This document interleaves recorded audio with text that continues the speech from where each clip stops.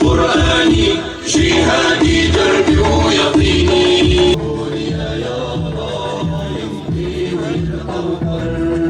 Bismillahirrahmanirrahim. Değerli abelerim, kıymetli bacılar. Minel mescidil harami ilel mescidil aqsallezî bâraknâ havlehu linuriyehu min âyâtinâ. Kulunu Muhammed'i Mescid-i Haram'dan çevresini mübarek kıldığımız Mescid-i Aksa'ya götüren Allah noksan sıfatlardan münezzehtir. O gerçekten her şeyi işitmekte ve görmektedir.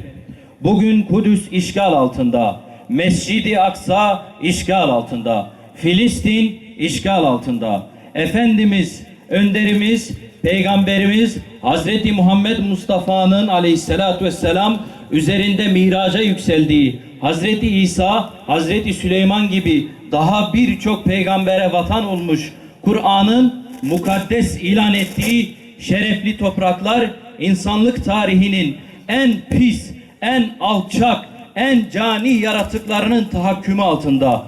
Bu mübarek topraklarda korkunç vahşetler işleniyor. Beşikteki bebeklerin, masum yavruların, iffet abidesi kadınların, dinlerinin izzeti için her şeylerini feda etmeye hazır erkeklerin canlarına kıyılıyor. Allah'ın izniyle Siyonist rejimin büyük Yahudi devleti hayali kan kaybetmiş ve sonuçta ateşkes yapmak zorunda kalmıştır.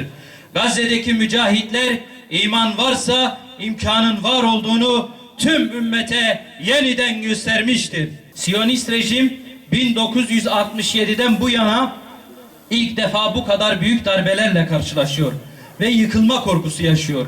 Gazze'de, Filistin'in diğer şehirlerinde, Yemen'de, Lübnan'da cihat bilinciyle kuşanmış olan yiğit Müslümanlar destanlar yazıyorlar. Yüz binlerce Siyonist işgal topraklarını terk edip kaçtı. Siyonist rejim direniş cephelerinden ölümcül darbeler aldı.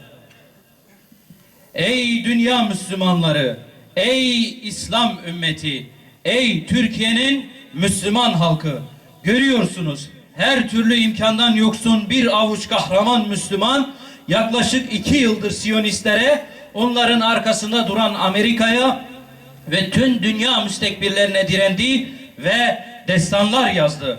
Tüm askeri ve teknolojik üstünlüklerine rağmen bu şeytani şer güçler mücahitleri durduramadı.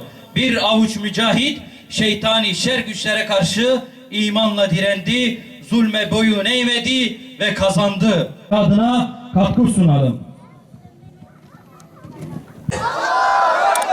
Tekbir!